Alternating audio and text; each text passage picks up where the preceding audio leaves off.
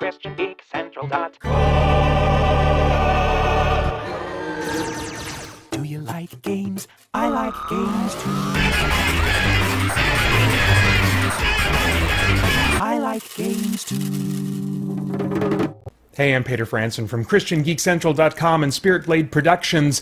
All right, so I just watched the E3 2017 press conference for EA, and I thought, for my taste, it was a big improvement over last year. They still had some sportsy stuff going on, but they've got a story mode now for Madden 18 that's being introduced that almost makes me think, gosh, if there was a way that someone else could play the football parts, or maybe the game could actually play the football games for me, and I could just make my career story path choices, I might be interested in at least giving it a rental sometime and just playing around with it. That's a cool idea. One thing that I noticed throughout the press conference was that despite EA's historical reputation for coming across as somewhat anti-consumer with a seemingly cold focus on just kind of milking customers, as much as they can, they really seemed in this event to have a strong consumer focus. They talked about getting feedback from players and learning from what players liked and frankly what they didn't like. The British CEO suit guy, whoever he is that comes out every year, he talked about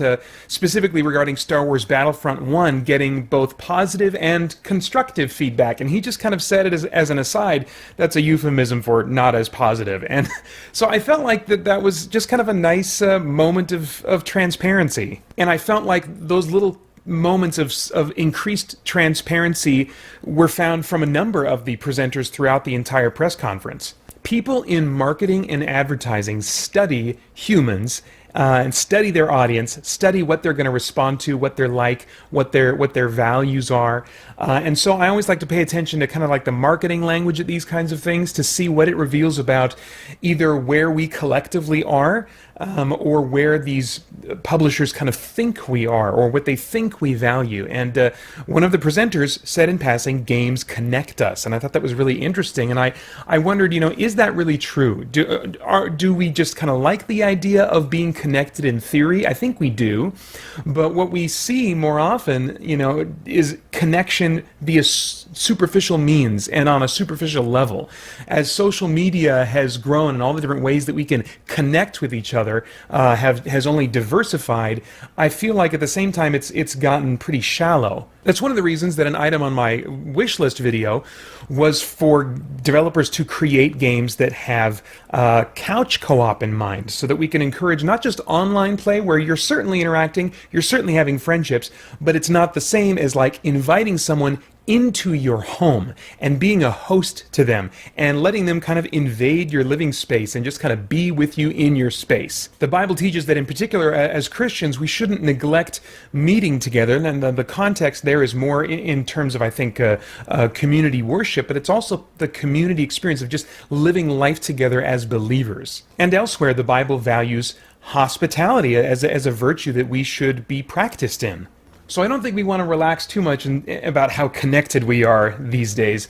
I think that word can be a little bit unintentionally deceptive. The good news is EA does provide a very truly connective experience, and I'll get to that in just a minute. When they started talking about the new FIFA game, they mentioned the idea that they want to make stars of all of their players of this game. And throughout the presentation, they seem to be kind of appealing to our desire for recognition, for applause, for significance, for status among our peers, rather than appealing to pure competition, the thrill of challenge that another player that you're playing against can provide, or personal skill development. It really seemed to be more about becoming a star, having a certain status above everybody else. But really our significance, as I think I mentioned in my wish list video, it comes from the fact that we were created in some way to reflect God, and that He put Himself through agony in order to rescue us so that we could have eternal relationship with Him. After FIFA came the new Need for Speed game. Looks really cool. I had a blast playing Mad Max, and my experience with that kind of makes me want to do another car racing, smashing combat type game with slow motion crashes and slow motion takedowns, which this one had some really cool things like that going on in the footage that they showed. But I'm probably going to suck at this game, so maybe I'll give it a try, but we'll see. Here's the game that was possibly like the high point of EA's conference for me. It's called A Way Out. This is, shockingly, a co-op only game. You can't play this game by yourself. Now you might say, well, multiplayer only games have been around for a while. No, this is specifically you and one other player, and it can be played online, but the developer was clear it's intended to be played via couch co-op. The game it seems to be kind of like a prison escape game about two brothers that are trying to escape from prison. And so one player plays one brother, the other player plays the other, and the game through its mechanics and also through the storytelling is about their relationship, about them working together and the bond that they share. And it also in the trailer showed aspects of their relationships with other family members in their lives, and they were, definitely seemed kind of dysfunctional, like they messed up in life. I mean, to get where they're at, they probably did, unless they were sentenced for crimes they didn't commit. I don't know. I assume that they were guilty, but I don't know. But either way, it seemed that there was dysfunction, that it wasn't a perfect relationship. It was definitely had its messes in it, but there was also genuine love there. I mean, watching the trailer, I kind of almost started to well up. I was like, am I about to cry right now? I don't know if I'm going to like this game, but this is the kind of couch co-op, in-home, hospitality encouraging experience that I was thinking of when I made my E3 wish list this year. I kind of imagine friends setting up weekly appointments to get together in the same room and play this game until they're all the way through it, assuming that it'll take more than one session to finish the game. But I hope this is a great game. I hope it is very popular, because I'd love to see more games like it. Oh man, I was thinking of me and my wife and how I'd love to have a game like this, but that's about a husband and wife that are maybe kind of they love each other, but they have conflict as well. And oh man, there's really neat stuff. And we don't have to wait long to play A Way Out. It's going to be coming early 2018. Awesome. I'm very interested to see what comes of that. I've been very curious about BioWare's new intellectual property and wondering if they're going to win me back, if they're going to create finally again an RPG for RPG gamers, which they seem to have just kind of increasingly abandoned, ever since after putting out Dragon Age Origins. And we just got a little teeny tease of whatever this new IP is, just enough to see that it's some kind of sci-fi type thing.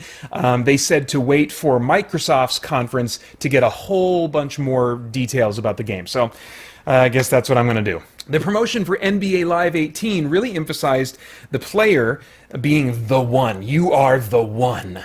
And it was a reminder to me about how games in general try to give players the feeling of being extra important, extra significant. What would be cool for me would be to see like a AAA game. You can find this in smaller indie type games, but a AAA game that puts you in the role of a behind-the-scenes character who does something good and noble, but that really no one ever knows about, and that makes that a meaningful and satisfying experience for the player. I would love to see that kind of thing, as opposed to this default focus on trying to simulate this boost in our own significance. Then they ended their press conference by talking about Star Wars Battlefront 2. I was surprised again at how much they really acknowledged how fans were disappointed in the lack of a campaign in the original Star Wars Battlefront that released a year or two ago.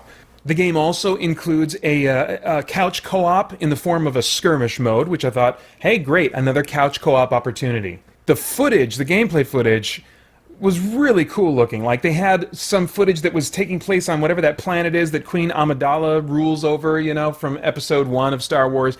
And I was like, dang, it makes that place look cool and good. I have almost no good memories of that first episode. But this makes me kind of want to go there and play the game and check it out, or not watch the movie again. But I'm tempted to kind of give this game a try. Unfortunately, the campaign doesn't feature, I don't think, levels across the broad range of the trilogy. At least the story of the campaign doesn't stretch across the entire franchise of both trilogies or whatever. It just bridges the gap between Return of the Jedi and The Force Awakens, or partially bridges that gap. So I'm a little bummed about that. Campaign, great step in the right direction, but man, if you're going to make all these levels, then gosh, can't you find some reason to put the campaign on these locations and stuff, so I can play through it single player? One thing I thought was really cool is that Battlefront 2 is going to be getting themed season content for free to keep the community engaged, which I thought was really smart. If I'm interpreting that right, I'm guessing that it's going to be temporary season content, like you'll be able to use these characters for this amount of time, then they're going to take them away again and replace them with something else and stuff like that. So they're not asking players to pay for these additional things like they, I think, were doing with the original Battlefront. But they're not permanent either, and so it kind of keeps players coming back, at least in multiplayer, which, that won't do anything for me, but I still think that's probably more consumer friendly than having a bunch of like nickel and diming type of DLC packs. Anyway, Star Wars Battlefront 2 looks very cool. I'll definitely be watching the reviews when it comes out to see if it's something that maybe would have enough of a single-player experience and be my kind of game enough that it'd be worth me giving it a try. As far as my wish list goes, I did not get a few things, but I did get some things. I did not get a new Knights of the Old Republic-ish Star Wars RPG. Bummer. I did not get a Kingdoms of Amalur Reckoning sequel, like that was going to happen. I didn't get a BioWare RPG for RPG fans, but that might still be coming with this new IP. We'll have to stay tuned for Microsoft's conference. And I didn't get an avoidance of self-validation through gaming. The example I gave in my wish list was kind of using diversity for diversity's sake, but that was just one example. And I think another form that it took in this one was this really kind of focus on propping up the player and enticing them to become a star and to get recognition from their peers through competitive means, or to have a focus as kind of the one, which, that's pretty common to lots of games. Both of those really are. So I'm not like shame on EA for those, but it would have been cool to avoid those things. What I did get was short wait times on at least two of the games that were announced for release. The Battlefield 2, Star Wars Battlefront 2, whatever it's called, that's coming early November, and then A Way Out is coming in early 2018. So that's really cool that they weren't spending a lot of time talking about these things that are really way far off. I also got, and this was a wonderful surprise, as an increased transparency, I felt like, and an increased level of humility from EA and from those that were presenting. I really tip my hat to them for that. Really good stuff. And then I also finally, and this was the biggest surprise and the thing I was most excited about that I got from my wish list that I really didn't think I was going to get, at least not to this degree, was a co-op experience that encourages in-person relationships and hospitality in the real world, Yeah, very cool. So I was, even though I'm not sure if I'll be playing any of the games that were talked about in EA's press conference, I really enjoyed watching it, and I'll definitely be keeping my eyes on at least a couple of things that they were talking about, and we'll see what happens.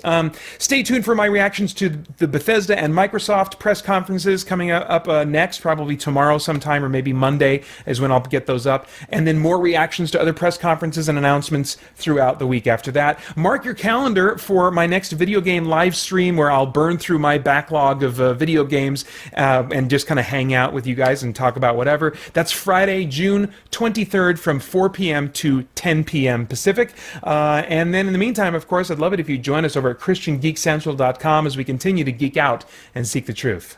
I like it.